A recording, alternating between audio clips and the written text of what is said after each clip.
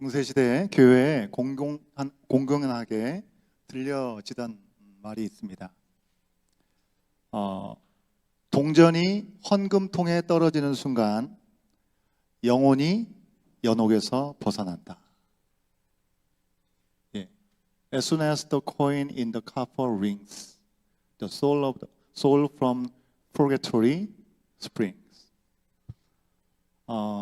여러분, 지금으로서는 우리가 참 이 말을 들으면 참 어이가 없다라고 생각할 수 있는 이 말은 중세시대에 요한 테첼이라는 독일 수도사에 의해서 교회 안에서 정말 많이 들려졌던 말이었습니다. 이제 스크린에 보시는 게 그 당시 헌금통을 보여주시겠어요? 예, 헌금통이 이렇습니다. 예, 당시 헌금통인데 원반 접시의 모습이 위에 있죠. 거기 입구에 금화를 딱 넣으면 아이들이 사탕 뽑는 그 기구의 나선형으로 또르르 굴러가는 것처럼 또르르 굴러내려오는 소리가 들렸다는 것입니다. 그러니 헌금통에 동전이 떨어지는 소리가 나면 영혼이 연옥에서 벗어난다라고 그 당시의 교회들은 가르쳤습니다. 여러분, 연옥이라는 것은 우리 개신교에서는 사용하지 않는 말이죠.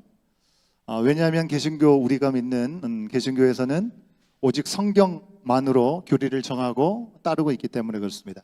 하지만 중세교회에서는 천국이나 지옥을 가기 전에 연옥이라는 곳이 있어서 거기에서 뭔가를 잘하면 천국에 갈 수 있는 기회가 주어진다라고 생각하는 장소를 만들었다는 것입니다. 그럼 심지어 지금도 바티칸에 있는 성 베드로 교회 같은 엄청나게 큰 규모의 교회를 만들 때, 건축할 때 헌금을 모으기 위해서 헌금을 하면 이미 죽었던 우리의 부모들이든지 이미 죽었던 누구든지 혹은 연옥에 있는 가족도 구제를 받는다라는 환타지 같은 이야기를 성직자들이 말하곤 했다는 것입니다. 구체적으로 면별부라고 하죠. 면죄부라고 우리가 알고 있는데요. 벌을 면하게 해주는 어떤 증서라는 의미이죠. 그것을 교회에서 사면 건축헌금을 사기 위해서 건축헌금을 하게 되면 그것이 구원의 보험이 된다라고 알려졌다는 것입니다. 당시에 교회를 다녔던 신자들은요, 여러분 우리처럼 성경책을 갖고 있지 않았습니다. 라틴어로 된 성경책만 있었던 그들 가운데 있었는데 라틴어를 직접 읽지도 못하죠. 오롯이 성직자들이 전해주는 말씀이 하나님의 말씀이구나라고 그들은 이해할 수 있었습니다. 그렇기 때문에 면벌부 이 판매가 잘못된 일이라는 것도 추호도 생각을 하지 못했던 것이고요. 그래서 가난한 가운데 있었지만 한 푼 두 푼 모아서 헌금하느라고 너무나 힘겨운 삶을 살았습니다. 혹 자기 가족이나 또 가족이 구원받지 못할까 하는 그런 신자들의 두려운 마음들이 분명히 있었던 것을 성직자와 교회가 이용했던, 요즘 표현으로 하면 가스라이팅을 했다고 하는 것입니다. 중세 가톨릭 교회는 성직자 중심으로 미사와 그런 고해성사 같은 성례전을 아주 중요하게 생각했습니다. 성직자의 대표인 교황이 말하는 것은 하나님의 말씀과 같다라고 그들은 여기면서 복종해야 했고요. 미사나 고해성사 같은 그런 의무를 다하지 않으면 구원에 문제가 생길 수 있다라고 그들은 배웠습니다. 여전히 예수님의 이름으로 기도를 했지만 예수님 외에도 성자로 정했던 사람들, 그 사람들의 중보기도도 그들의 삶 가운데 구원받기 위해서 필요하다라고 여겼습니다. 그래서 그들은 뭐라고 기도합니까? 성모 마리아여 우리를 위해 기도해 주소서라는 기도의 문구를 가지고 그들은 기도하고 한다는 것입니다. 수많은 성직자들이 그런 이야기를 할 때 성경을 알고 있으면서도 거기에 침묵했던 수도사들, 성직자들이 얼마나 많습니까? 그 가운데 당시에 똑같은 수도사였던 마틴 루터는 자신이 읽었던 성경에 없는 내용을 가르치는 교회, 그렇게 교회 성경에 없는 내용을 말하는 성직자들, 그들의 반박에서 95개조의 반박문을 썼습니다. 그리고 그것을 비텐베르그 성당 앞에 붙여놓았습니다. 아마 들어오시면서 보신 분들 계시겠지만 우리 훌륭한 퀴즈 원더 우리 유초등부 친구들이 지난주에 종교개혁 기념주의를 맞이해서 자기 신앙에 개혁할 수 있는 것들을 문글로 적어서 아마 게시해 놓은 것 같습니다. 오시면서 보신 분들도 계시겠고 못 보신 분들은 또 예배 후에 한번 보시면 좋겠습니다. 여러분, 루터는 뭔가 새로운 종교가 필요하다. 이런 어려운 상황에 내가 선호한 교파를 하나 만들자 라는 취지에서 반박문을 쓰고 그리고 그들 가운데 가시가 될 수 있는 면벌부에 대한 문제를 삼았던 것이 아닙니다.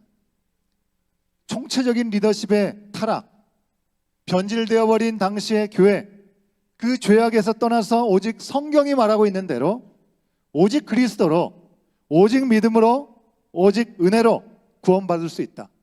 오직 하나님의 영광을 돌리는 삶을 살아야 된다는 것을 회복하기 위해서 Five Solas를 강조하면서 개혁을 한 것입니다. 우리 자녀들도 보라고 이렇게 그림으로 되어 있는 걸 찾았습니다. Sola Scriptura, 오직 성경, Sola Gratia, 오직 은혜, Sola Fide, 오직 믿음, Solus Christus, 오직 그리스도, Soli Deo Gloria, 오직 하나님께 영광.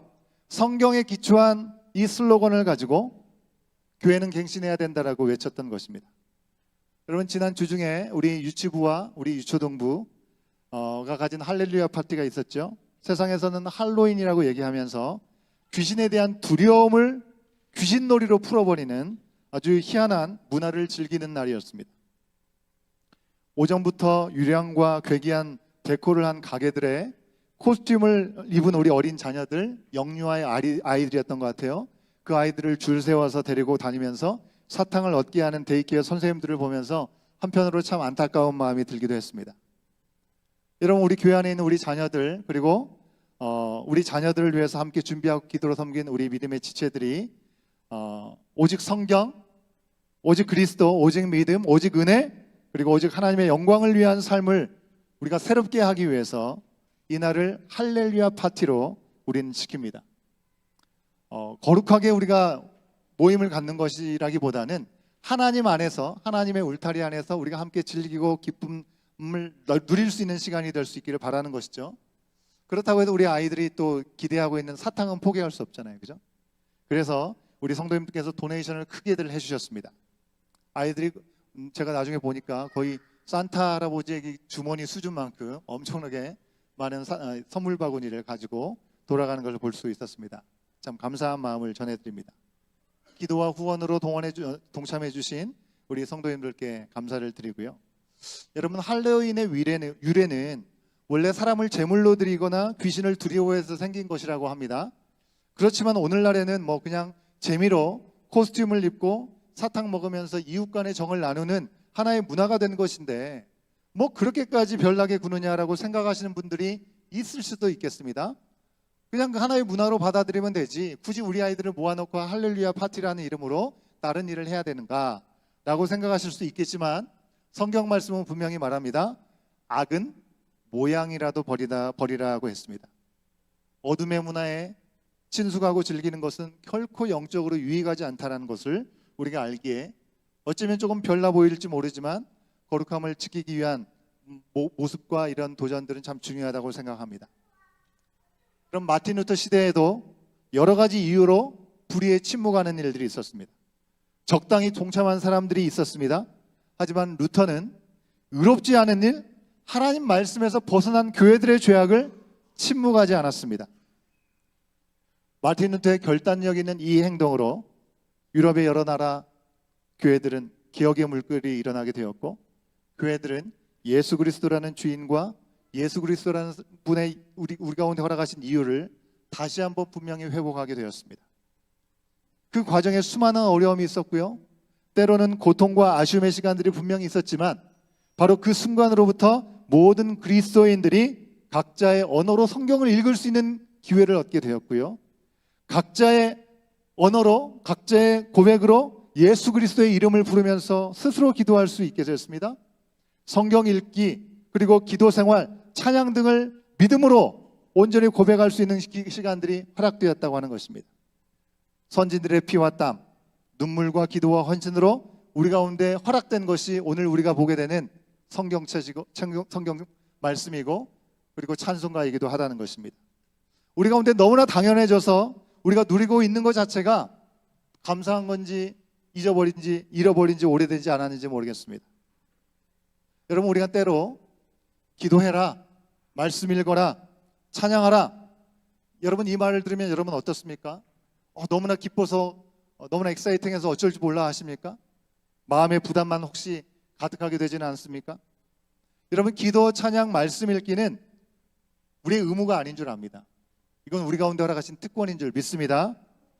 여러분, 누구의 간섭도 없이, 누구의 의도도 없이 그냥 하나님 말씀 앞에, 하나님의 뜻 앞에 그대로 주님 앞에 나갈 수 있고 믿음의 고백을 할 수 있는 그 자체가 우리 가운데 허락하신 특권이고 행복이고, 이 특권이 주어지기까지 정말 사도행전에 나오는 처음의 교회로부터 종교개혁, 선교의 역사 가운데 우리의 삶에 이르기까지 오랜 역사 시간 동안에 정말 많은 사람들이 교회에서 쫓겨나는 일들이 있었습니다.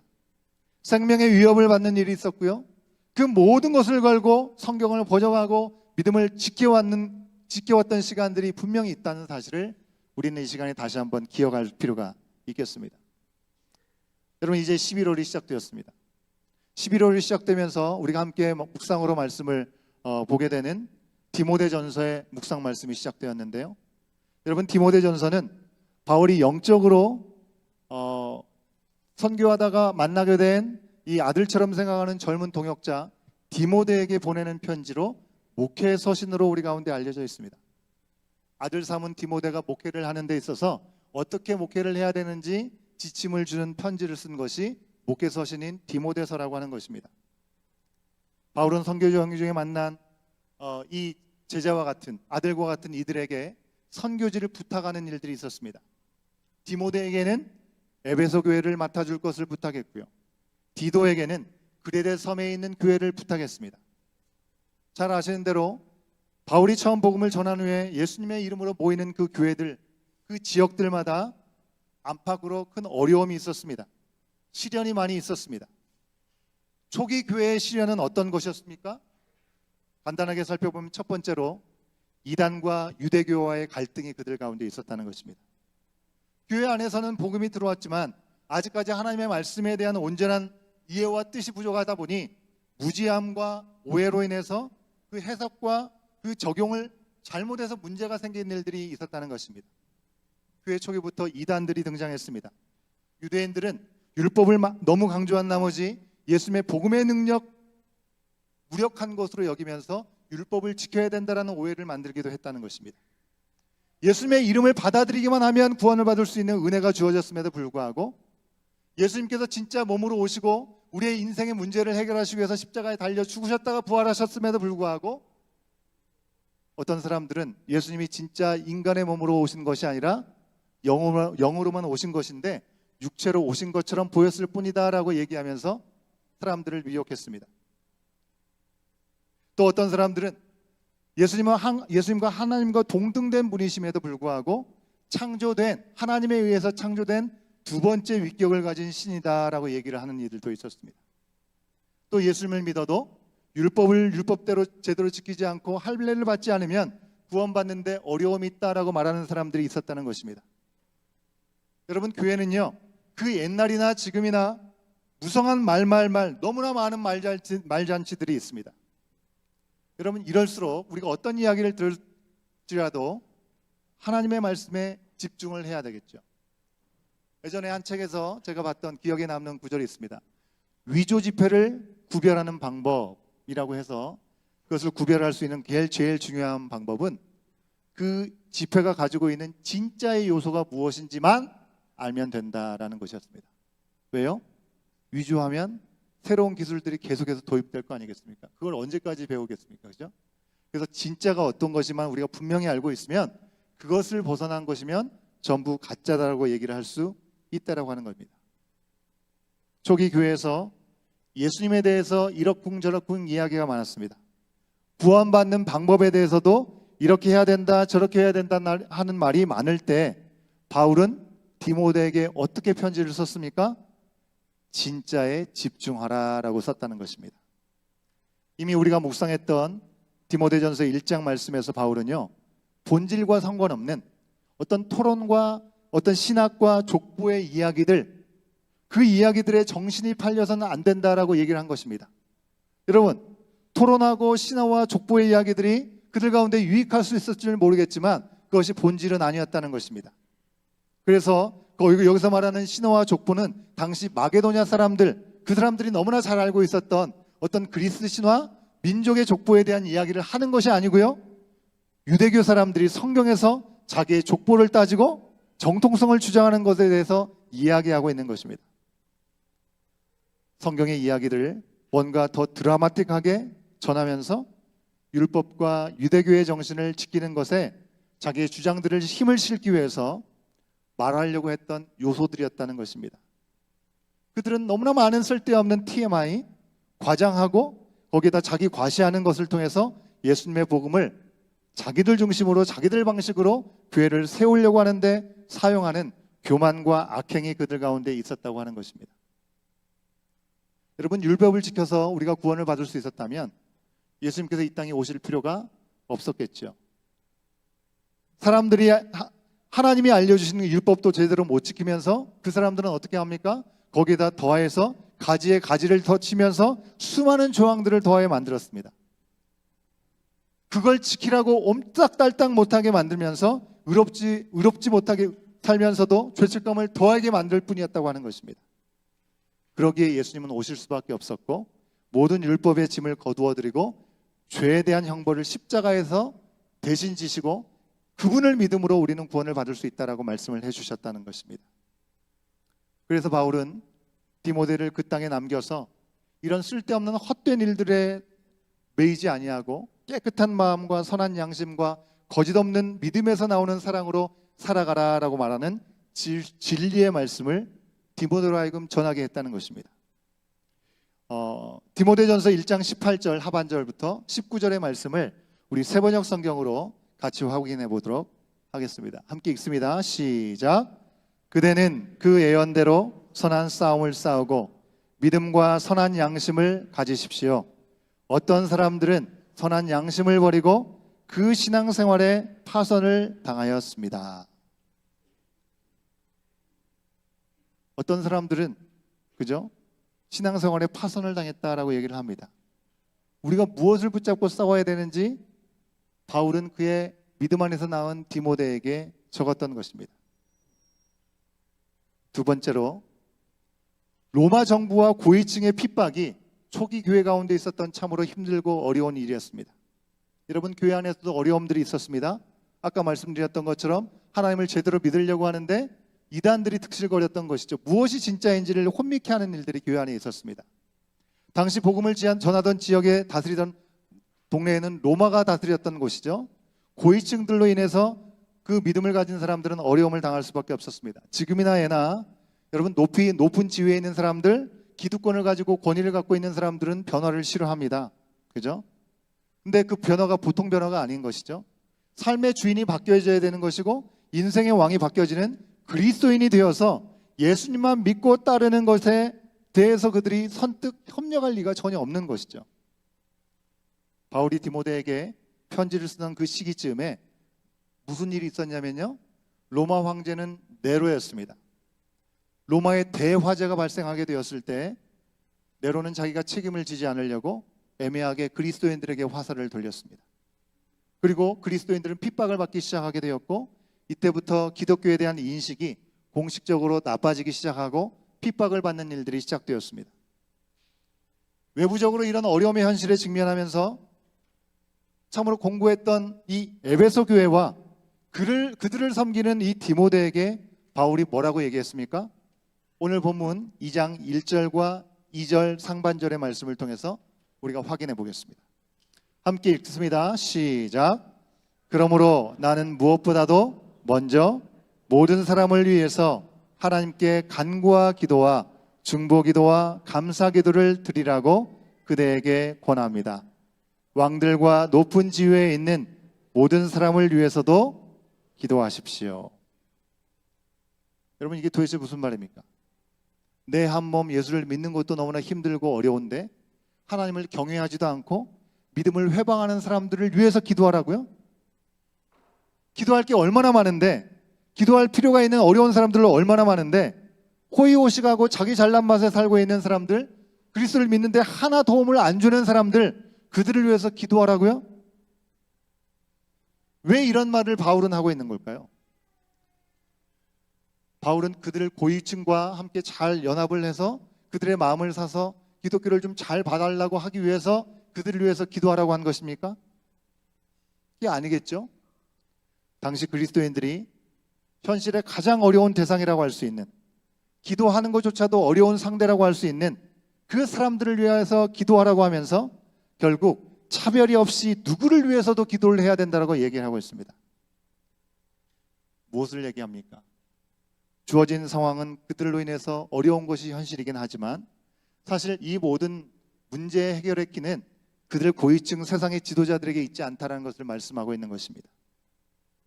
그들을 주관하시는 하나님의 아들 예수 그리스도와 그 예수 그리스도께 모든 권세와 능력이 있음을 바울은 강조하기 위해서 이와 같이 기도하라고 권면하는 것입니다. 이처럼 바울은 초대교회가 경험하는 안팎의 문제들에 대해서, 안의 문제에 대해서는 바른 말씀을 바라보면서 밖의 문제에 대해서는 차별이 없는 기도를 통해서 대하도록 권면하고 있습니다. 여러분, 결국 정답은 우리가 너무나 잘 아는 대로 말씀과 기도다라고 얘기하고 있는 것입니다. 여러분, 우리가 하나님의 말씀을 온전히 믿고 따르는 그 삶을 사는 가운데 하나님을 부인하는 세상에서 선한 싸움을 잘 이겨나가는 것이 말씀과 기도 외에는 아무것도 없다. 여러분, 우리가 너무 익히 들었던 새롭지 않은 말씀이죠. 이런 결론의 말씀을 얘기를 하면 어찌 보면 지금 이 상황에서 뭔가 구체적이고 실질적인 답을 좀 주면 좋을 텐데 라는 생각을 하면서 김이 셀 수도 있겠습니다. 너무나 잘 알고 있습니다. 하나님, 너무 힘든데 기도와 말씀만 붙잡으라고 하시지 말고 정말 실질적인 문제의 해답을 줄 수 있는 그런 키를 좀 저에게 알려주십시오. 해결책과 다른 대안이 없습니까? 라고 우리가 말하고 싶을 때가 분명히 있을 것입니다. 그러나 그런 순간이 우리 가운데 왔다면, 그리고 그 시간이 우리 가운데 온다면 우리는 너무나 다 잘 알고 있는 이 말씀 앞에 돌아갈 수 있어야 되는 것입니다. 왜 말씀이 중요하고 왜 기도가 중요한지를 생각해 볼 수 있어야 됩니다. 왜 기도와 말씀이 중요합니까? 첫 번째, 한번 따라하겠습니다. 말씀은 하나님의 진심을 알게 하기 때문입니다. 여러분, 우리가 하나님의 말씀 앞에 나가야 하나님께서 이 상황 가운데서 우리 가운데 주시는 하나님의 진심이 무엇인지를 놓치지 않고 분명하게 붙잡을 수 있다는 것입니다. 에레미야 예가를 통해서 우리가 함께 살펴봤습니다. 그리고 앞으로 디모데 후서를 통해서도 우리는 하나님의 마음이 어떤 것인지 분명히 확인하게 될 것입니다. 디모데전서 2장 4절에서 알려주듯이 사람들이 한 이런저런 이야기들이 아니라 말씀에 집중하면 우리 하나님의 진심을 알게 된다고 하는 것입니다. 디모데전서 2장 4절에 있는 말씀 함께 확인해 봅니다. 시작. 하나님은 모든 사람이 구원을 받으며 진리를 아는 데에 이르기를 원하시느니라. 아멘이시죠? 심지어 믿지 않는 사람들, 믿는 신자들을 핍박하는 사람들, 원수와 대적조차도 회개하고 돌아오기를 기다리시는 분이 우리 하나님이시라는 것입니다. 두 번째, 함께 따라하겠습니다. 기도는 예수님을 의지하게 만들기 때문입니다. 5절과 6절에 있는 말씀을 같이 한번 세 번역으로 확인해 봅니다. 시작. 하나님은 한 분이시요 하나님과 사람 사이의 중보자도 한 분이시니 곧 사람이신 그리스도 예수십니다. 그분은 모든 사람을 위해서 자기를 대속물로 내주셨습니다. 하나님께서 꼭 적절한 때에 그 증거를 주셨습니다. 여러분, 우리가 기도할 때 누구의 이름으로 기도하죠? 예수의 이름으로 기도합니다. In His name. 그죠? 예수님은 유일한 중보자이시기 때문에 그렇습니다. 만약 우리 스스로가 우리 스스로의 마음대로 기도할 수 있다고 한다면 우리는 예수님의 뜻을 보여주신 것이나 예수님의 삶을 보여주는 그 본과 상관없이 그냥 우리가 바라고 원하는 대로 기도하면 될 것입니다. 그럼 우리의 기도는 이렇게 되겠죠. 지금 당장 내 눈에 마음에 들지 않는 어떤 정치인은 눈앞에 좀 사라졌으면 좋겠다라고 기도할지도 모르겠습니다. 내 욕심을 채우는 기도를 아릴 수도 있습니다. 사회에 악으로 여겨지는 사람들에 대해서는 저주하는 기도를 할 수도 있습니다. 그러나 이 모든 죄인들에 대해서 돌이켜 구원하기를 원하시는 그 하나님의 마음이 우리 가운데 분명히 있기에, 그리고 그 마음을 예수 그리스도를 통해서 부어주셨기에 우리는 예수님의 이름으로 기도하다 보면 함부로 다른 마음을 품고 기도를 드릴 수 없다는 것입니다. 예수님의 이름으로 기도할 때마다 우리는 내 죄를 대신해서 죽어주시고 나와 우리를 위해서 죽었다가 다시 살아났다는 그 사실을 마음속에 새기면서 내 힘을 내려놓고 예수님을 의지하게 되는 것입니다. 예수님의 뜻을 의심치 않고 따르게 되는 것입니다. 여러분, 아무리 훌륭한 성직자가 있고 아무리 훌륭한 믿음의 선진도 대신할 수 없는 그 사랑과 그 은혜와 그 긍휼, 그 구원의 능력으로 길과 진리와 생명이 되신 예수 그리스도만 우리는 의지할 수 있게 되는 것입니다. 그러기에 우리가 예수님의 이름으로 기도하지 못할 대상은 없는 것입니다. 그러기에 우리가 기도하지 못할 이유 또한 없는 것입니다. 여러분, 내가 여전히 주인된 삶을 살아가는 사람은 그런 기도를 할 수 없지만 결코 하나님께서 우리 가운데 주신 그 마음을 우리 가운데 놓치지 않는다면, 그래서 오직 예수 그리스도를 믿고 의지할 때 우리가 하나님께 기도할 수 있고 하나님의 뜻대로 세상을 이길 수 있는 힘을 허락받게 될 줄로 믿습니다. 사랑하는 여러분, 우리가 사는 지금의 이 세상은 여전히 어둠과 죄악으로 물들어가고 있고 큰 쓰나미와 같은 일들을 우리 가운데 보내주고 있습니다. 심지어 교회 안에서도 여전히 죄와 씨름하면서 내 중심적인 삶을 살아가는 것 때문에 일어나는 문제와 갈등들이 교회 안에서도 여러 번 일어날 때가 있습니다. 하지만 예수님께서 이미 십자가에서 모든 죄악과 세상을 이기신 줄 믿습니다. 우리 스스로는 그 죄악과 어둠을 물리칠 수 없지만 오직 예수 그리스도 그 이름으로 우리가 예수님만 의지하면 이기지 못할 것이 없는 줄 믿습니다. 지금 당장 여러분의 생각 속에 이건 정말 어렵구나 생각하는 것이 있습니까? 그 문제 또한 주님의 손에 있는 줄 믿습니다. 우리의 애씀과 우리의 열심과 우리의 어찌할 바 알지 못하는 마음들을 주님 앞에 내려놓고 주님을 온전히 의지하고 기대는 마음을 가지고 나갈 때 주님께서 일하시는 일들을 우리는 보게 될 줄로 믿습니다. 그래서 말씀 우리 가운데 얘기합니다. 하나님의 말씀을 바라보고 기도하라라고 말씀합니다. 찬양팀은 나오시면 좋겠습니다. 사랑하는 여러분, 세상의 그 어떤 힘과 세상의 어떤 그 지혜도 무엇도 비교할 수 없는 예수님만 의지하며 예수님의 이름으로 기도하며 나갈 때 세상을 이기게 하십니다. 바울이, 디모데가, 그리고 마틴 루터가 그랬던 것처럼 여러분, 진짜가 무엇인지에 우리가 집중할 수 있기를 원합니다. 그 어떤 문제도 예수님보다 크지 않습니다. 아멘. 어떤 문제도 예수님보다 크지 않습니다. 그 예수님의 이름 앞에 우리가 함께 기도할 때 우리는 비로소 어두운 세상에서도 그리스도의 빛이 비춰지고 아버지의 뜻이 나타나고 그 가운데 하나님을 사랑하고 이웃을 사랑할 수 있는 삶의 자리로 한 걸음 한 걸음 나가는 은혜를 누리게 될 줄로 믿습니다.